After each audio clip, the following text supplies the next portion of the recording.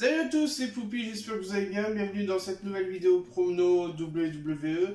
Nous allons parler de Clash of Champions qui aura lieu l'année prochaine. Tous les titres sont mis en jeu. Actuellement, je ne sais pas quel va être le match de kick-off, donc je pense que comme à chaque fois, ça va être chez 205 Live.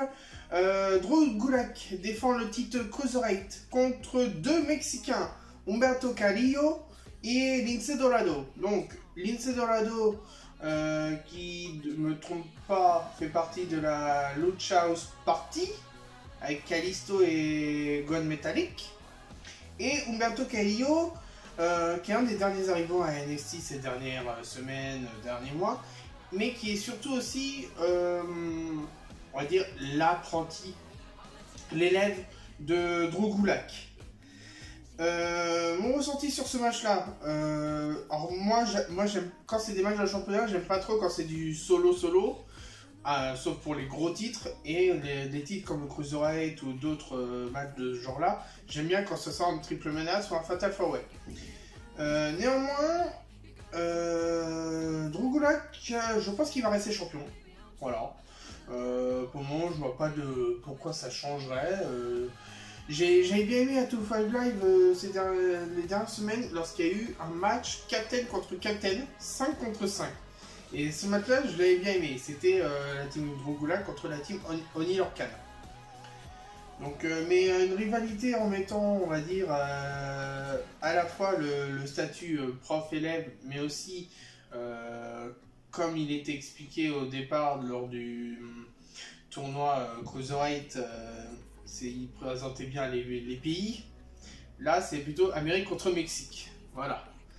Mais néanmoins, Drew Gulak, je pense qu'il va rester champion. On va parler tout de suite du match qui n'a lieu sur aucun championnat. C'est Roman Reigns qui affronte Eric Rowan dans un match sans disqualification. Actuellement, ils disent pas que Eric Rowan sera avec Daniel Bryan. Il y a eu quelques différences ces dernières semaines. Donc, pour recontextualiser... J'y arrive pas, hein. Pour recontextualiser ce match, il y a quelques semaines, Roman Reigns devait annoncer son adversaire pour, je crois que c'était Extreme Rules ou SummerSlam, c'était un des deux. Et ce qui s'est passé, c'est qu'il a eu un accident dans les coulisses. Les gros poteaux métalliques sont tombés sur lui, il n'y a eu aucun dégât. La semaine d'après, il y a eu un accident de voiture, tout ça, et à chaque fois, après, le suspect, ça a été Daniel Bryan et Eric Rowan. Et après, c'est comme ça qu'est venue la rivalité, quoi. Donc pour moi, c'est une victoire de Roman Reigns. Avant de se séparer dans les brands Raw et SmackDown, nous allons parler du match tag team pour le titre par équipe féminin. Alexa Bliss et Nikki Cross, qui sont les championnes actuelles, plutôt côté Raw, affrontent Fire and Desire, Mandy Rose et Sonya Deville, qui elles sont plutôt côté SmackDown. Moi j'aime bien ce changement qu'il y a côté, on va dire, côté tag team, par rapport à ce qu'il y avait avant avec The Iconics. Où là, c'était on veut affronter personne, on veut garder le titre le plus longtemps possible. Et au final, elles l'ont perdu. Pendant un moment, on disait que ça allait être les Kabuki. Asuka et Kairi Sen qui allaient être championnes. Mais elles ont été un peu mises de côté pour remettre sur le devant de la scène Alexa Bliss et Nikki Cross qui sont les championnes. Et malheureusement, elles ont perdu leur dernier match contre Mandy Rose et Sonya Deville. Donc, ces dernières sont les prétendantes au titre. Ça serait très bien qu'elles deviennent championnes. Elles ont le potentiel. Et je trouve que depuis que ce titre a été créé, ça a remis en valeur cette division tag team, que ce soit chez les hommes, mais aussi chez les femmes.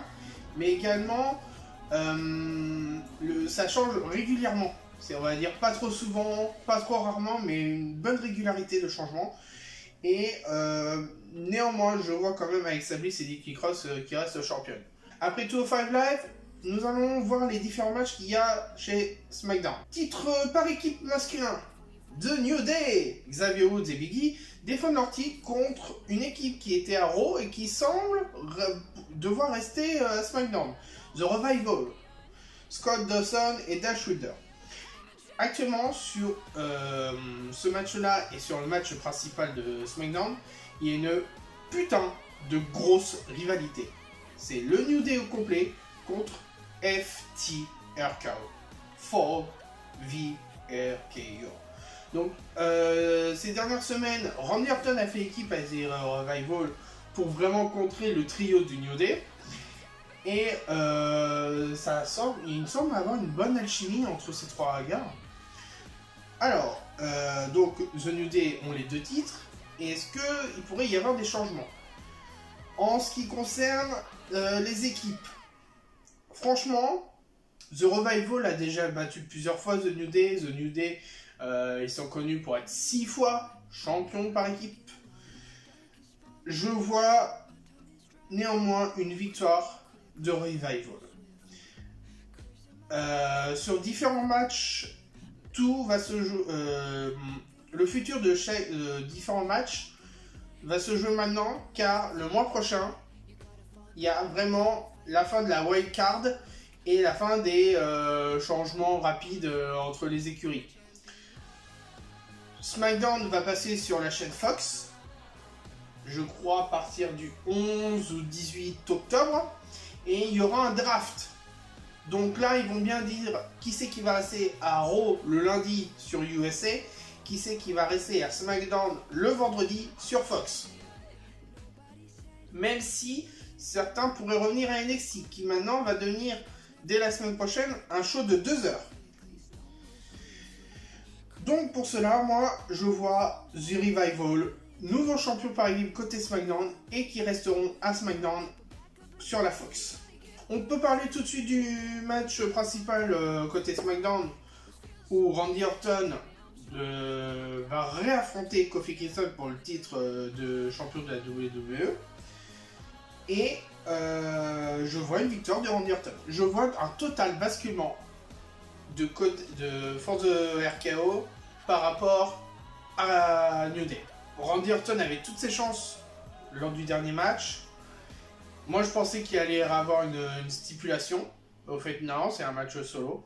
Donc, de toute façon, match solo, je vois quand même l'intervention soit de Revival ou du reste du New Day sur le match principal. Mais je pense vraiment que Randy Orton a toutes ses chances là pour récupérer le titre. On va remettre les femmes en valeur avec les 4 Horsewomen de la WWE. Les 4 sont dans des matchs de championnat pour le titre féminin. Bayley défend son titre côté SmackDown contre Charlotte Flair. Et Becky défend son titre de Raw contre The Boss, Sasha Banks, qui est revenu le lendemain de SummerSlam avec une nouvelle couleur de cheveux. Bayley défend son titre contre Charlotte Flair. Je pense que ça va être une victoire de Bayley. Je vois pas de changement dessus. Néanmoins, il y a 2 choses à se dire. Et là, je vais reparler du draft et de SmackDown sur la Fox. Sur les images promotionnelles pour SmackDown, on voit Becky et Charlotte. Donc tout porte à croire que Becky irait à SmackDown, et tout porte à croire que Charlotte resterait à SmackDown. Mais à ce moment-là, Becky perdrait son titre de Raw contre Sasha. Est-ce que Bayley irait à Raw et perdrait son titre contre Charlotte? En plus, l'ancienne équipe Eugene Connection, Sasha et Bayley, sont du même côté, elles sont réelles tous les deux. Donc pour moi, je vois quand même victoire de Bayley. Elle garde le titre à SmackDown. Et côté Raw, on peut en parler tout de suite, mais côté Raw, Becky perdrait son titre contre Sasha. Et donc, en passant côté SmackDown, Sasha serait la championne de Raw, Bayley serait la championne de SmackDown. Et ce qui est important à noter aussi, c'est que ces 4 femmes font partie d'un des scénarios du prochain jeu WWE 2K20. Dernier match côté SmackDown, le titre intercontinental, où il pourrait y avoir un record. The Miz va affronter le champion Shinsuke Nakamura. On ne sait pas si Sami Zayn sera du côté de Shinsuke, du fait qu'ils font équipe depuis quelques semaines. Et quand je vous parle de record, c'est que si The Miz gagne le titre, ça pourrait être son 9e règne, à égalité à la première place avec Chris Jericho. Donc, ça serait le but de dire, je suis toujours à WWE et c'est moi qui ai le plus de règnes. Comme à l'époque avec John Cena avec ses 16 règnes, où il était à égalité avec Ric Flair. Néanmoins, non, pas néanmoins, ben non. The Miz champion, oui. Il faut qu'il revienne sur le devant de la scène, qu'il récupère son titre intercontinental, parce qu'il est surtout connu pour ça. Les Miss TV qui vont sûrement revenir à SmackDown, et son show télé-réalité Miss and Mrs. Donc pour moi, de toute façon, il y a certaines rumeurs qui disent comme quoi Shinsuke pourrait partir de la WWE parce que son contrat se terminerait bientôt. Bah pourquoi pas dire bah ouais je m'en vais mais je laisse mon titre à The Miz et voilà. Donc pour moi victoire de The Miz. Maintenant passons côté Raw. On a un peu parlé déjà de Raw, mais nous allons voir les autres matchs qu'il y a. Le titre des États-Unis est défendu par AJ Styles contre Cedric Alexander. Donc Cedric Alexander qui était à 205 Live, qui a été champion Cruiserweight et qui lors d'un dernier draft est passé à Raw. Donc un cas où Buddy Murphy lui était passé à SmackDown. Il y a une petite rivalité qui se fait entre Cedric Alexander et The Aussie.